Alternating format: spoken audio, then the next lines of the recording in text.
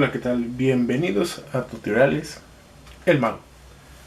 El día de hoy vamos a hacer un video de la continuación de la serie de electrónica. Y bueno, hoy vamos a ver un elemento muy importante para este rubro, que es el multímetro. Bueno, anteriormente el multímetro existía algo que se llama voltmetro, ohmmetro, amperímetro. Todos estos elementos de medición, aparatos de medición, son muy importantes para la electrónica y electricidad. En la actualidad ya contamos con estos aparatos multímetros que vienen incluidos con ciertas características que son muy esenciales para los electrónicos para poder medir diferentes parámetros para la ayuda de cada uno de ellos. Los multímetros tienen diferentes parámetros dependiendo de la calidad y el precio, pero básicamente muchos son los mismos. Desde un multímetro de 100 pesos tiene los mismos parámetros de medición. ¿En qué cambia? Eso es la pregunta, ¿no? ¿Por qué comprar un multímetro de 100 pesos mexicanos o por qué comprar uno de 10,000 pesos mexicanos? Bueno, una de ellas es la precisión de medición, que es muy importante. Un multímetro de alrededor de 500 pesos ya cuenta con una precisión muy buena en la medición. El otro parámetro es la seguridad. ¿Alguna vez han visto un video en donde básicamente vemos cuando conectan a la luz eléctrica y explota el multímetro?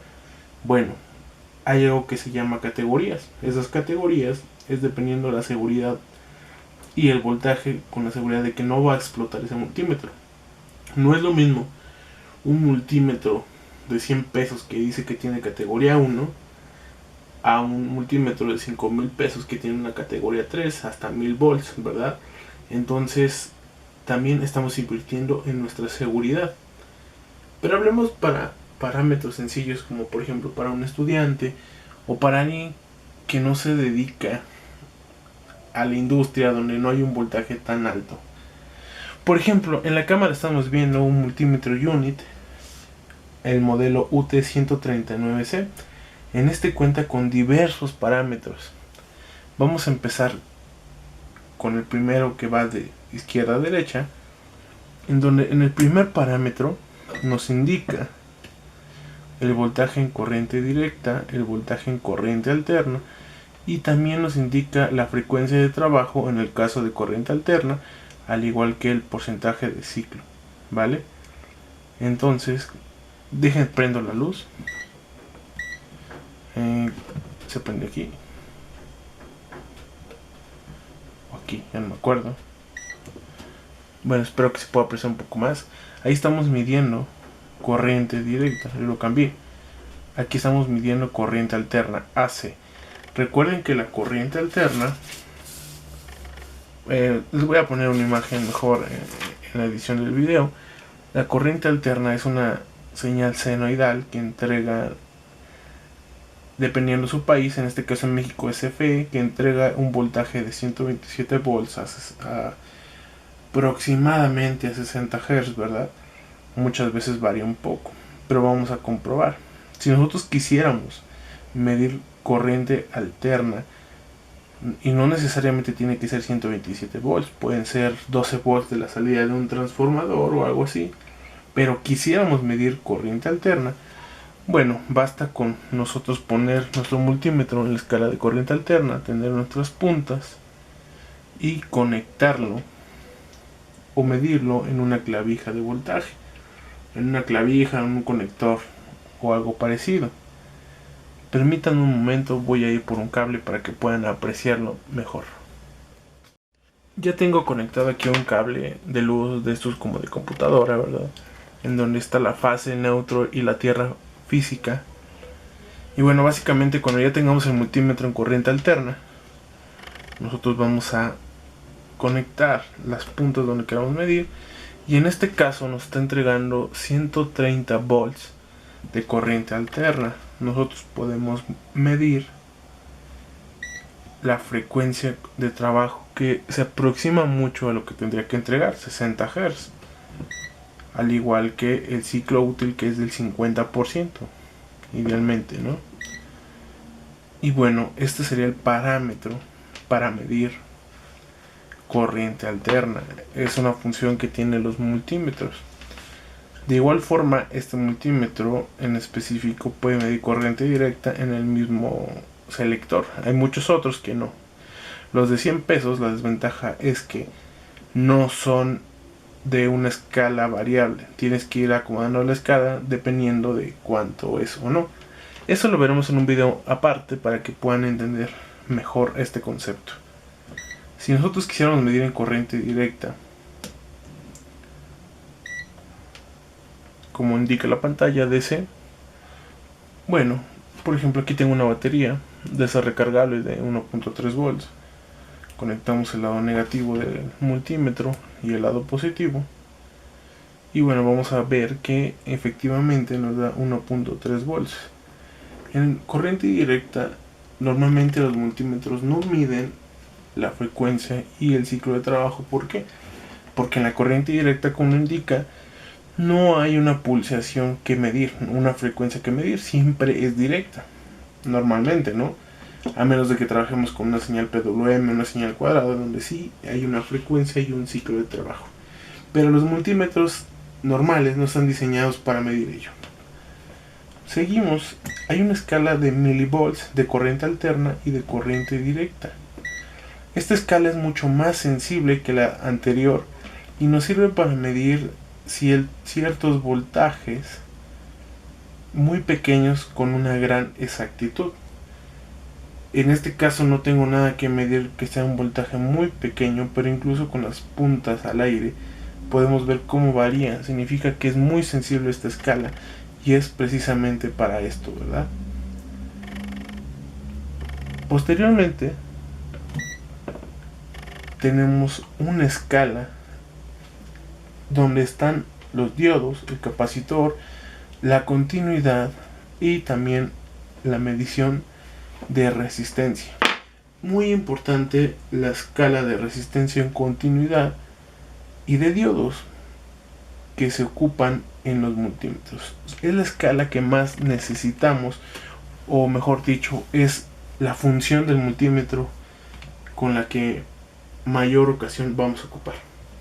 Por ejemplo, ahorita al momento de ponerme yo en este selector, directamente me dice que va a medir resistencia. Como yo no tengo nada conectado, directamente me dice que está en open low, o sea que el multímetro o la resistencia es demasiado grande para medir, o literalmente está abierto, ¿no? Entonces, ¿qué es lo que vamos a hacer para probar esto? Pues yo aquí tengo una resistencia, ¿verdad?, de estas cerámicas de 10 ohms. Escogí esta para que se pudiera apreciar en el video. Básicamente una medición correcta no sería así, ¿verdad? Voy a tocar esta aquí y voy a poner la punta acá y vamos a apreciar cómo mide, y aproximadamente tiene 9.8, 9.9 ohms, que teniendo en cuenta la tolerancia está correcto, ¿verdad? Esa es la escala de resistencia. Posteriormente vamos a cambiar a la escala de continuidad. En esta escala de continuidad lo que se utiliza es para medir, por ejemplo, la continuidad en un cable o no. Si nosotros tocamos las puntas, va a ser un pitido. Normalmente los multímetros hacen un pitido. Nos va a indicar que sí hay continuidad de uno en otro. ¿Para qué nos serviría este tipo de escala? Bueno, básicamente aquí tengo yo un caimán que todos ocupamos, ¿verdad? Que es muy fácil de ocupar, en donde yo quiero ver si sirve porque no me está llegando voltaje, ¿no? Entonces pongo en la escala de continuidad y resulta que creen que está haciendo un falso. Si yo lo muevo hay continuidad, pero si yo lo suelto no hay continuidad. Entonces básicamente nos ayuda a determinar si sirve o no este tipo de escalas, ¿vale?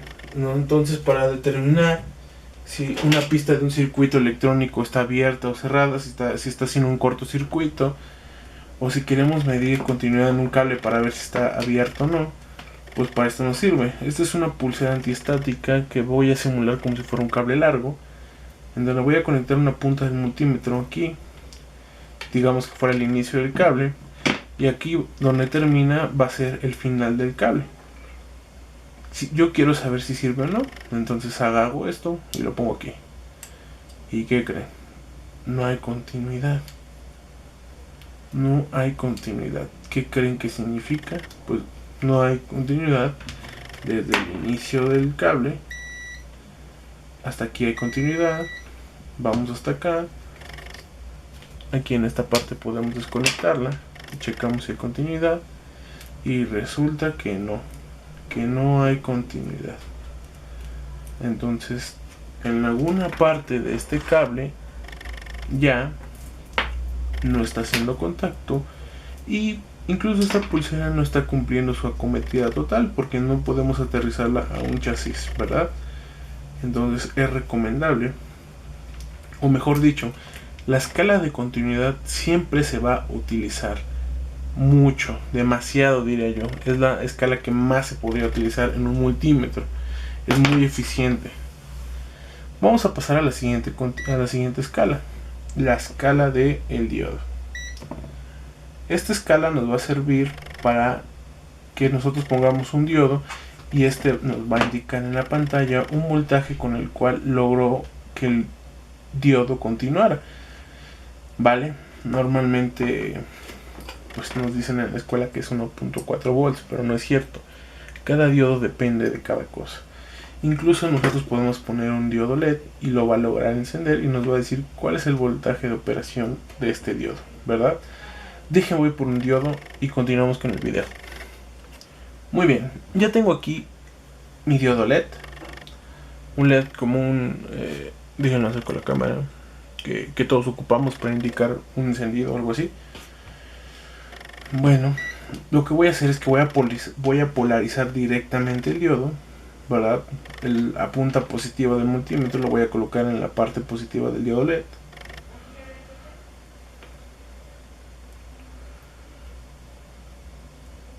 Y la punta negativa la voy a colocar en el diodo LED. No sé si se aprecia que está encendiendo el LED.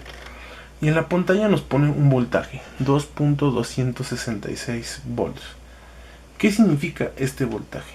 Bueno, significa que este voltaje es el voltaje de operación de este diodo LED de color verde ultra brillante. Es el voltaje de operación de este diodo LED.